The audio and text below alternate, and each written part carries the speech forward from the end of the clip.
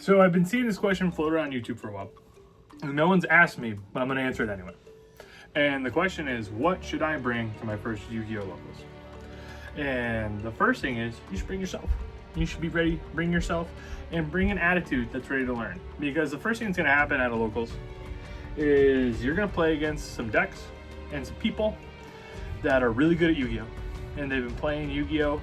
For a long time. And they know how to play in the TCG. So if you're coming from Master Duel, like I did when I started playing Yu-Gi-Oh! About a year ago, just get ready to get your butt kicked. It's gonna happen. You just gotta be prepared. So let's kick off our lesson. So with that attitude of I'm ready and I'm gonna get my butt kicked and that's okay, there's a couple things you should also bring. First things first, you should bring a backpack. You need to be able to carry all your things. You don't want your things to be all over the place. And you want to make sure that you know where all your things are. And you need to be ready to watch your things. A Yu-Gi-Oh! Judge who's relatively well known, at least for what he says, you like your stuff, but other people also like your stuff. And so if you're not careful, they're going to take your stuff. And so especially the first time you're going to a Locals, to a place where you don't know and you're not sure about the people there, you need to be prepared for people who might try to steal your things, which, you know, is just a fact of life that sometimes people aren't very nice. Next thing you should have in your handy dandy backpack at your first ever Yu-Gi-Oh! Locals is that you should bring your deck box. So I have this beautiful Lugia deck box that I keep my deck in. I recently got it. I'm a big fan. And I'm prepared for my Locals and what it's going to bring with the deck that I have. So I play generally Malice. I generally play very high-end meta strategies, and I'm ready to compete at a high level. And so when I say, when you go to Locals, you need to be prepared to get your butt kicked, I'm talking about like jerks like me that aren't playing casual decks, that are playing competitive decks, that are tuning up to go to events like regionals, and are tuning up to go to events like a YCS. You know, we have one coming up in May. And so you need to be, gotta be ready. And the first part of that is a deck box.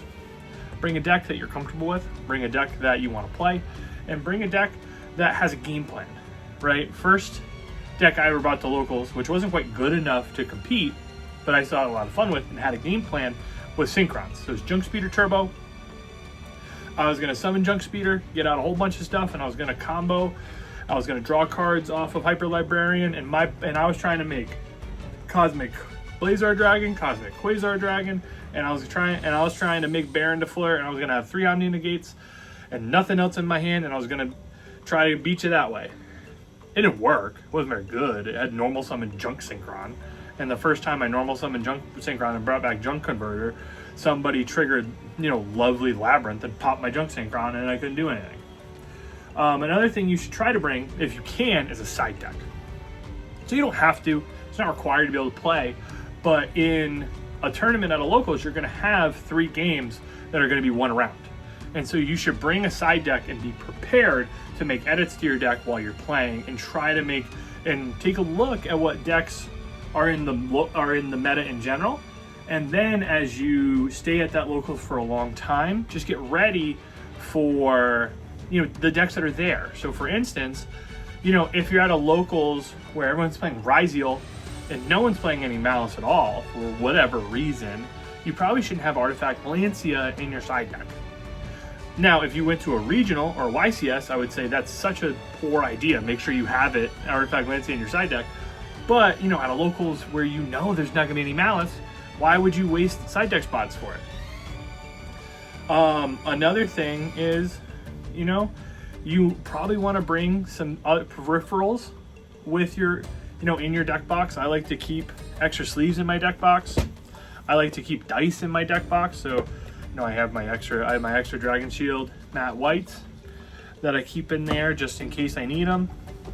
I have my dice tray in here, so I keep, some dice so I can try to figure out, so we can do high roll to figure out who's going to go first and who's going to go second. It's generally how people decide in the TCG who's going to go first and second. After my deck box, what do I have in there? I also have in my handy dandy backpack my playmat. So I prefer, especially if you're a new player, bring a playmat with zones. It just makes it easier. It makes it easier to track things when you're, when you're playing. If you're playing and there's a card and you activate something, and you use imperm, and now you need to know where the imperm column is. It's just hard to keep track if you're playing on a mat that doesn't have zones. And especially in the TCG where you don't have a special line that stays lit up and you know exactly where it is, it might be hard for you going forward to remember that. And even, players who've been playing for years forget where the imperm column is. I was playing somebody 2 weeks ago, and I activated a card in the imperm column, and and they were just like, sorry, imperm column doesn't resolve, and gets negated. And I was like, it is what it is. So it doesn't have to necessarily be, a woven mat like this one. It doesn't necessarily have to have like the extra banish zone, but try to get a mat with zones. You can get a nice rubber one from like a Konami one. They're not super expensive. Personally, I would try to avoid using a mat from a different card game. So if you're like a Pokemon player first and now you're coming to Yu-Gi-Oh, like I wouldn't use a Pokemon mat. I wouldn't use like a Flesh and Blood mat. I wouldn't use a mat that has zones from another game because it might confuse you, might confuse your opponent. It's just not the best idea. Now, as you get more comfortable, you get better, and you're more well aware of your zone placement, use whatever you want. But as a beginner, I'd highly recommend using a mat that has Yu-Gi-Oh zones. Next thing that I don't bring, which I probably should, is a calculator. So I was talking to some friends of mine, I was getting ready for this video, and I was like, man, what should I say that you need to bring for your first Yu-Gi-Oh locals? And somebody brought up, you should bring a calculator to help you calculate your life points. It's hard to keep track of things in your head, especially if you're playing a deck like I do, like Malice. I use my camera, I use my phone camera now to record videos at locals because the camera looks better. But now I don't have my phone to use as my neuron, calculator, so I can't keep track of life points as easily. And, sometimes that's a pain because I have to calculate it all in my head, or I have to ask my opponent to calculate life points for us. And, that's not always, the easiest thing to do. It's not always the most fun thing to do. But it is what it is for me. So, if I brought a calculator, it'd make my life a lot easier.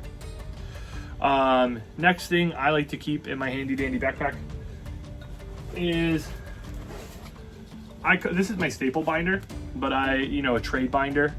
So stuff that you're willing to part with that you can trade to upgrade your deck. Say for instance, you're going to locals and you bought the 3 Blue Eye structure decks, and you're like, man, I'm really excited. I love playing Blue Eyes. I really want to play his Primite package, but I'm not in a space to buy it, or I don't trust shipping it from TCG Player. But I'm gonna buy packs, and you bought lots of packs, and you pulled lots of different cards, and you pulled, maybe some stuff you don't want, maybe some stuff you don't need. Maybe you were opening packs of Rhoda, and you opened up, some high-end secret rares that you don't need, and so you're like, oh, I'm going to trade these to other people for for Primate cards. Well, the best place to put them is in a trade binder. It's very easy, to just have people flip through it.